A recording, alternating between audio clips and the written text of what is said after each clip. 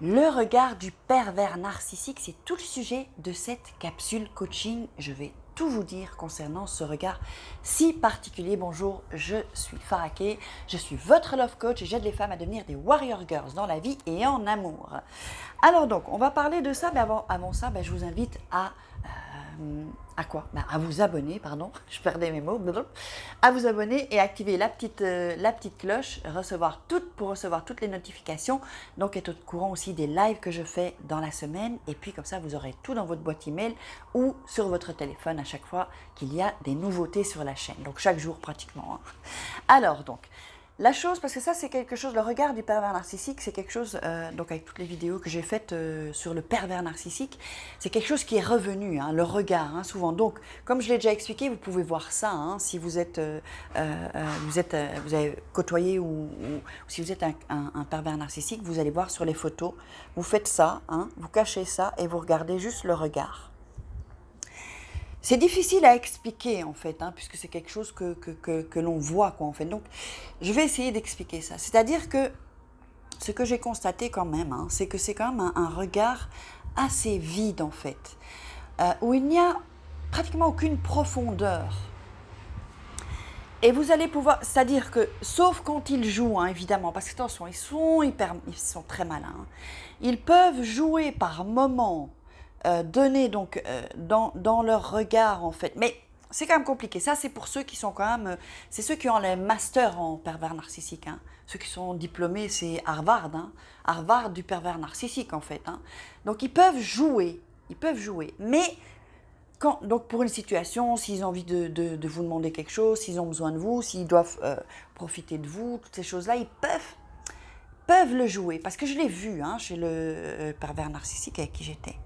Mais en majorité, en général en fait, dans la vie courante, en général, vous allez voir que la majeure partie du temps, il y a quelque chose de pas naturel dans le regard. Dans mon cas, il ne regardait pas dans les yeux, pas souvent dans les yeux en tout cas. Pourquoi il faisait ça? Parce que j'étais un objet. Pour le pervers narcissique, vous êtes un objet. Donc, ils ne vont pas vous donner d'intérêt. Et déjà, ne pas vraiment vous regarder, ou lorsque, zut ma voix, ou lorsque vous êtes face à eux, ils vont se tourner. C'est vraiment pour vous dire, tu n'es rien en fait. T'es une merde, quoi, en gros. Donc, le regard est... Quand même, je vais le dire quand même, c'est quand même un peu proche du psychopathe. C'est un peu proche du psychopathe si vous allez voir des hommes ou même chez des femmes qui ont assassiné ou des serial killers, ce genre. Je ne dis pas que le pervers narcissique est un psychopathe. Ça, je n'ai pas dit. Mais il y a un peu de l'ordre de ça quand même dans le mécanisme pervers narcissique. Eh bien, vous allez voir, ce sont des regards mais qui font flipper. Et le truc, c'est que comme il joue avec vous, vous n'allez pas le remarquer directement. Vous pouvez le remarquer sur des photos. Alors, je sais qu'avec PN, il n'aimait pas trop les photos. Il n'aimait pas trop. Je ne savais pas pourquoi. Je me disais, il n'aime pas les photos. Ça arrive, il y a des gens, ils n'aiment pas les photos. Mais en fait, si vous faites des photos ensemble, faites des photos de lui et vous allez voir, vous allez cacher, donc et juste voir ses yeux en fait. Vous agrandissez, c'est sur votre téléphone, et vous observez son visage. Et vous allez voir que sur son visage, les expressions du bas ne sont pas, ça cadre pas avec les yeux en fait. Vous voyez? Et parfois aussi, souvent, donc on était dans la vie, vous savez, quand on est dans la vie, on est dans le train de vie, on ne fait pas attention nous à ces détails-là, on a confiance, on aime un homme, on fait l'amour avec un homme, on a une complicité, on ne fait pas gaffe en fait. Mais si vous faites gaffe, prenez de la distance, d'ailleurs c'est toujours ce que je vous recommande. Si vous êtes encore avec un pervers narcissique, ou si vous êtes avec un homme que vous doutez, ou si même vous rencontrez un homme, même s'il n'est pas pervers narcissique, parce que ça peut être un manipulateur ou un menteur, prenez toujours de la distance et essayez de voir votre situation.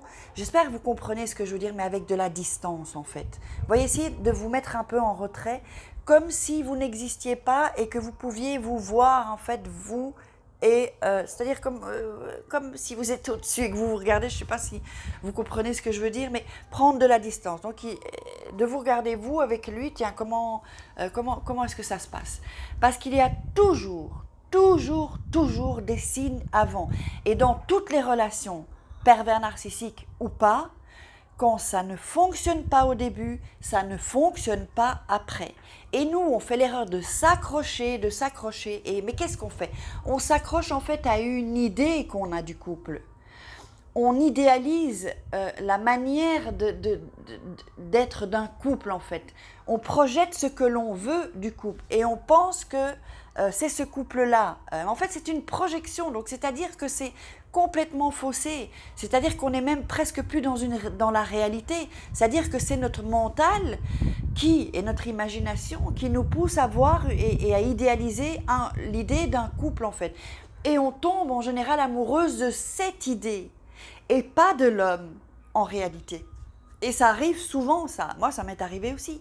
C'est-à-dire que, comme je me suis fait des films, je me suis hop, on s'emballe, il me plaît, hop, eh ben je fonce, j'y vais.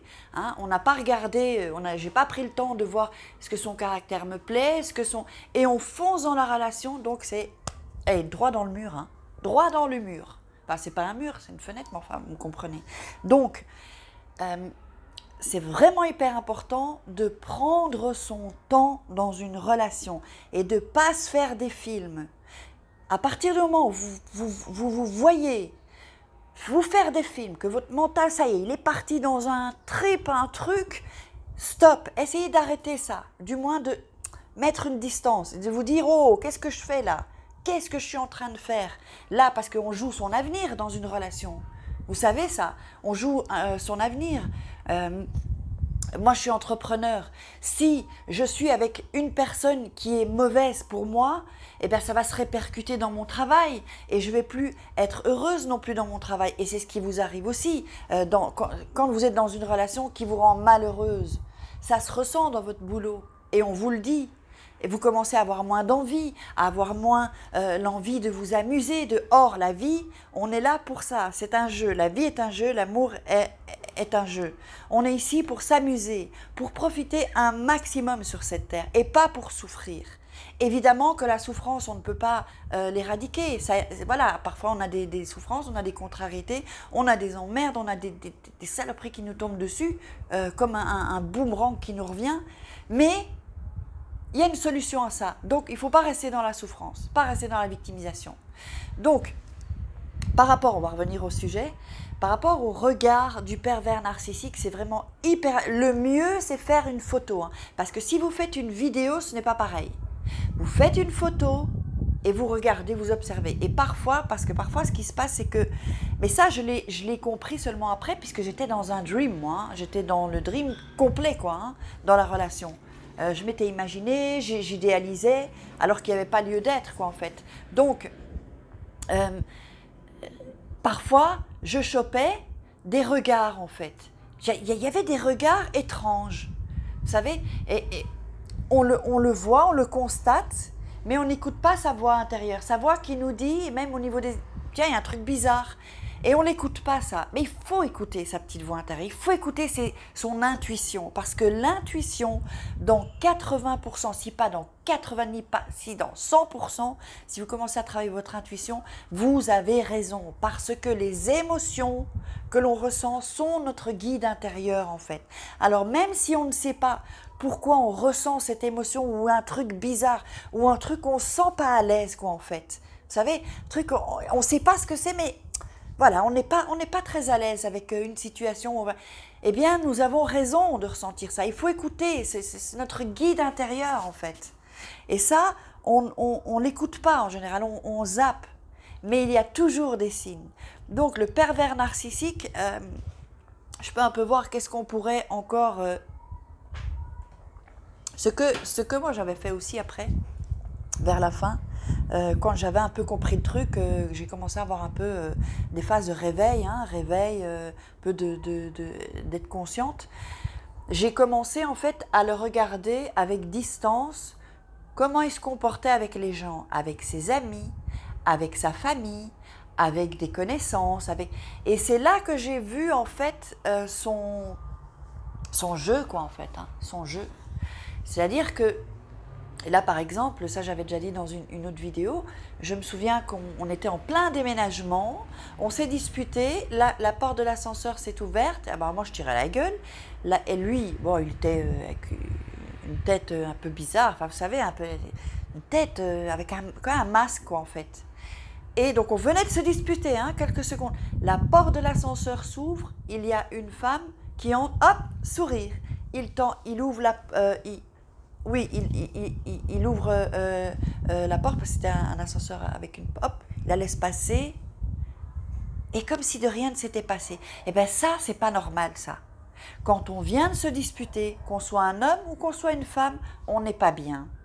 On n'est pas bien. Et c'est pas en un claquement de secondes qu'on peut sourire, donc ça veut vraiment dire qu'il travaille ça, il travaillait ça. C'était le sourire, le masque. Hop, je mets mon masque de sourire de personne sociable.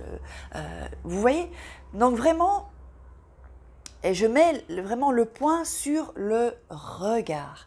Parce que le regard, c'est vraiment une indication qu'il y a quelque chose qui cloche, quoi. Bon, ça peut être une femme, on est d'accord, hein, pervers narcissique. Mais il y a quelque chose qui n'est pas normal. Donc, il faut prendre ça en compte. Alors, j'espère que vous avez apprécié cette vidéo. Vous pouvez télécharger vos cadeaux, hein, donc les 3 secrets pour devenir une femme fatale et rendre fou amoureux un homme. Et puis, les 3 secrets pour sortir d'une relation toxique et se sentir et vous sentir mieux, pardon. Donc, si vous avez aimé oh là là, je bégaye, là, c'est plus possible.